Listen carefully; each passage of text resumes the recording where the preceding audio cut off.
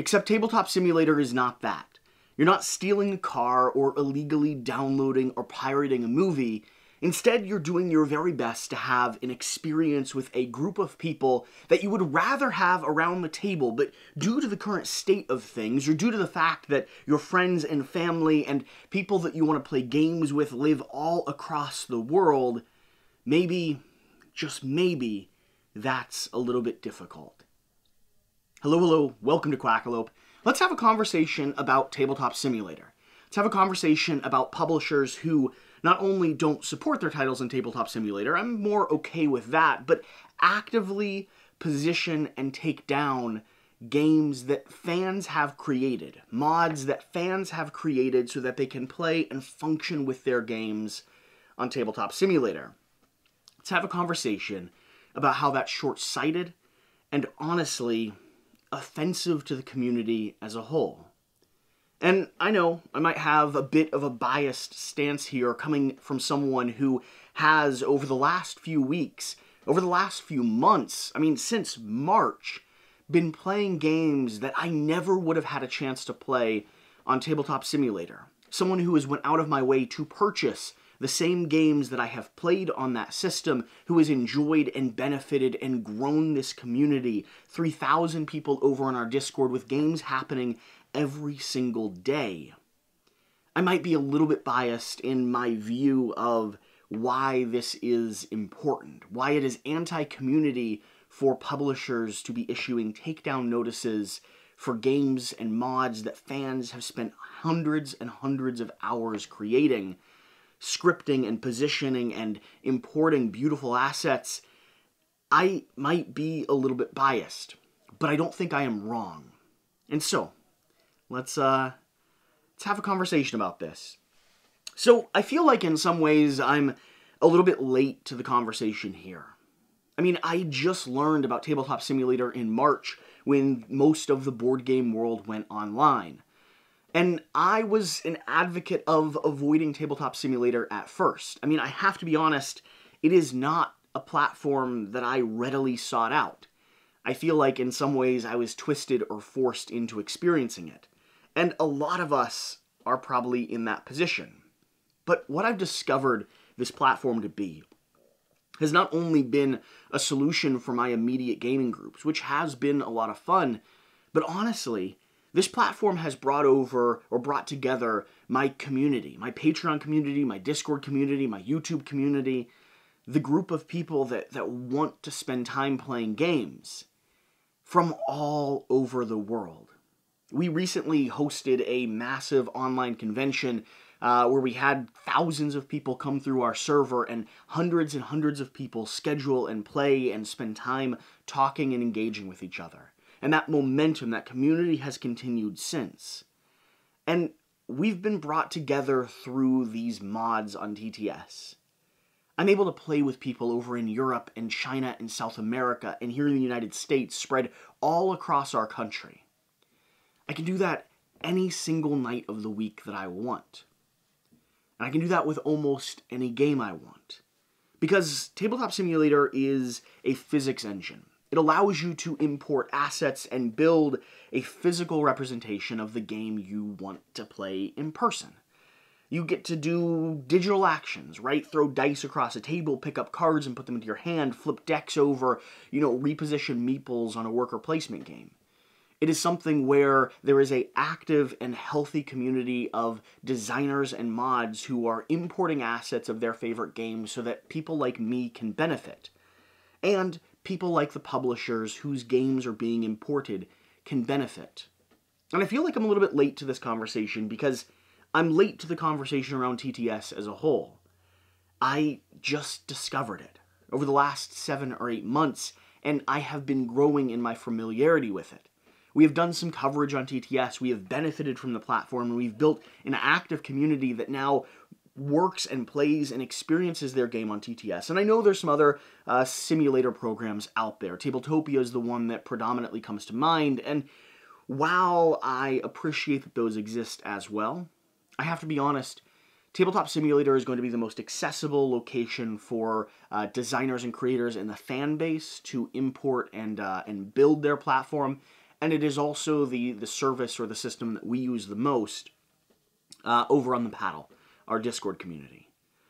So I feel like I'm a little bit late to this conversation, because it was early to mid-summer that some of these takedown notices had been issued for games like Arkham Horror, the card game, where you, when you were not allowed to play with anyone, were told that also, in a digital sense, your mod had to be taken down.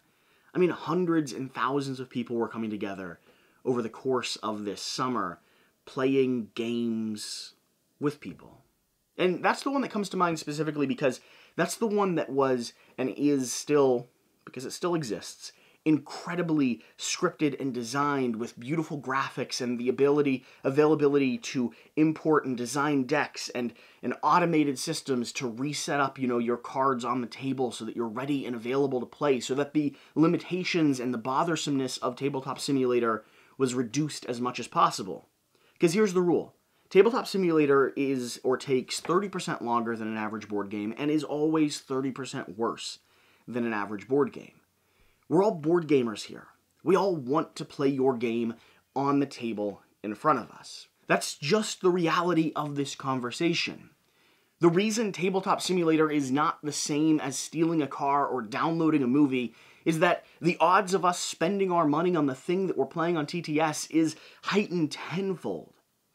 The option to play TTS games when Kickstarters first launch or when a new title comes out, or have friends and family teach us the games online so that we can determine not only if we enjoy it, but also we can know how to play it, it lessens and lowers the accessibility bar so much. Over the last year, we have brought games to our channel, both physical and digitally, that we never would have experienced, that I never would have played if it wasn't for an active teaching and playing community on TTS. So, what's my issue? What's the problem here? Well, the problem is the idea or the policy that some companies seem to believe is the right approach when it comes to managing TTS mods. Not the fact that they don't design them and they don't, instigate them into the platform. And not the fact that my preferred method would just be to ignore them where they existed, but the fact that they actually issue and pursue takedown notices for the games that are listed in a public space, the games that have been designed and published by their fan community. There's a few reasons why this is a significant problem, and not only for the community itself, but I believe a significant problem in a short-sighted approach from the publisher and from the company. And the clear and classic argument would be IP law, right? And I gotta be honest, I don't know all of the legalistic elements when it comes to IP law, but what I do know is that there are a variety of publishers who design, host, and make their own games accessible on TTS. There's another wide range and mix of publishers who just choose to ignore the platform. They don't acknowledge that it exists, but they don't pursue takedown notices for those IPs. And then there's a category of publishers who seem to aggressively pursue communities and fans who have taken the time to import their game into TTS. And that's where I have the issue. I'm not asking publishers to import their games, even though I think it would be a smart thing to do. I'm not telling publishers that they should or have to list their games and make them readily available, like, at the moment a Kickstarter launches. I think that's a decision that they should make themselves. There's benefits and cons for both arguments. But at least don't pursue. Don't hurt the communities that care the most about your games, that spend time playing and importing and teaching and expanding your profile. Don't pursue, right? Don't take down, don't destroy. One of the games that I was just recently able to play that I didn't realize I technically, legally, should not have been able to find a way to play is Terraforming Mars. And I'm absolutely flabbergasted at how incredible that mod is, how wonderful it was to experience and play that game with someone who was willing to take the time to teach me on TTS, and how great the experience was to stream and play and bond with my community, and then to jointly find out that game was not only inaccessible to everyone, including myself when I tried to search for it, but also that the creators, the people who designed that content, were told and issued, takedown notices, like TTS was issued takedown notices by the publisher. I think it's ridiculous. And I understand IP law. If you're working with Disney or some corporation that owns the graphical assets and the artwork and the design elements of your board game, and your legally binding contract requires you to be litigious about IP law and protect the assets that you're releasing into the world, I understand there's an argument there that maybe I don't have as much context for. And if you're open and honest about that, I would even be, perfectly fine listening to that conversation and saying, cool, that seems perfectly reasonable. We all know Disney is going to be a jerk. Disney's so big that they don't have to necessarily worry about not being a jerk when it comes to the little guy, or when it comes to the people who are using their assets and creating content around it. And we all know that Disney is so big that if they weren't litigious about those elements, then people would take them and run with them across the board, right? Everyone would be printing Mickey Mouse gear and hats, and, their IP would be available to everyone. But that's not the conversation we're having here. If you're a publisher that is pursuing takedown notices for games that you wholly and solely contain and control, you control the art assets, you control the, design of the game, you are the person who is responsible for that. I think it is incredibly short-sighted for you to remove and restrict the communities who are your biggest fans from playing your game. It is not only bad for our community, I think genuinely it is bad for you. And here's my argument. The people who go out of their way to design your Tabletop Simulator mod are the same people who are purchasing your game, who are teaching your game to their friends and family across the world, who want to spend time playing your game, who are spending dozens, if not hundreds of hours with some of these games, importing thousands of assets in order to script and spend the time coding your game into a system that is not user-friendly to start with, just so they can then go out of their way to spend even more time living with and experiencing your title. So what are you saying to them when you decide that a heavy-handed approach, a no-holds-barred, take our game off of the servers approach, is how you're going to treat your biggest and deepest fan base, your community? I think it's absolutely ridiculous. If you do not want third-party creators designing and hosting your game on TTS, do it yourself. Go out of the way to hire one of the people who has spent time building and designing your game, or invite them into the community, and have a scripted launch. Have people that know how to teach your game. Bring it as part of your organization's marketing model, because that's what it is. But if you're not willing to do that, at least don't pursue them. Don't hurt your community. Some of the fans that have taught me games that are no longer available on TTS, Brass Birmingham, Terraforming Mars, Arkham Horror, The Living Card Game, all of those titles are not available. Dune Imperium, which may have some IP laws across from it, I'm willing to speculate in that area. All of those titles are not technically available on TTS. All of those titles were taught to me by people who have taught multiple people how to play those games, who have sold dozens of copies of your game. All of those games are games that are potentially going to be covered on my channel because someone went out of their way in my community to tell me that they loved those games and that they wanted to spend the time making sure that I knew how to play them. You're benefiting from this.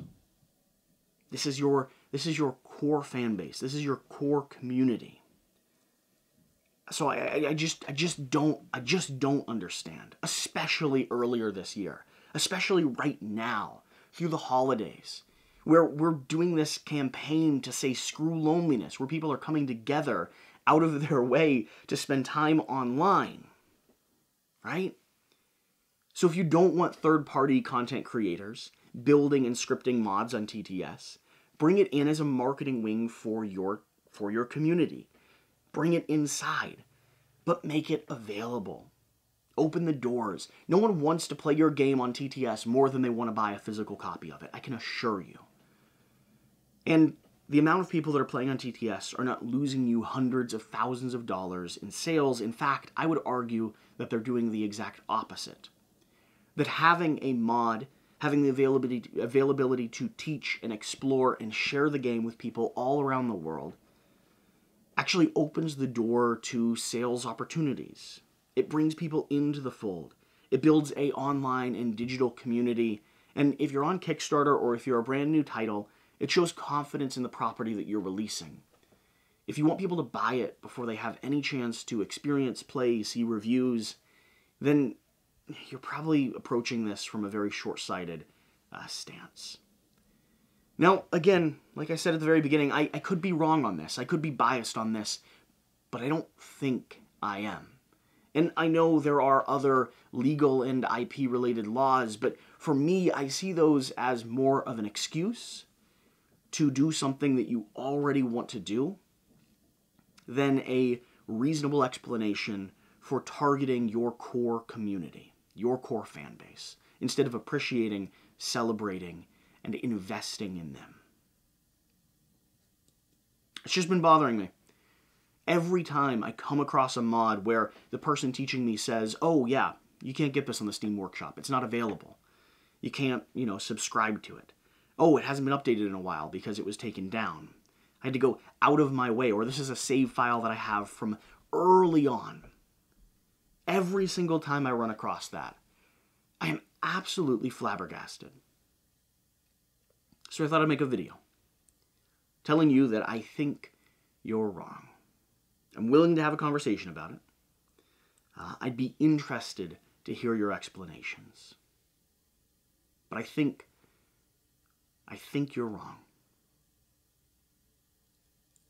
So, with all that being said, as we move into the next year, I'm excited because our Discord community is growing. The games we are playing on TTS every single day is growing. If you want to come be a part of that, come spend time with us, there's always a link in the description of this video. We would love to have you come over and join and do exactly what I've been talking about in this video. Come together with people all over the world, and I mean legitimately all over the world, to play games and to spend time connecting with each other. That's what this platform has allowed us to do. That's why I am overwhelmingly grateful, not for the platform necessarily, but for the communities that have formed around it. All that being said, let's have a conversation down below. What am I overlooking? What didn't I address? And, for some of you publishers out there, why are you so scared of this platform? Whatever the case, whatever you do, remember to do the important thing. Get out and play some games. We'll see you next time. Thank you.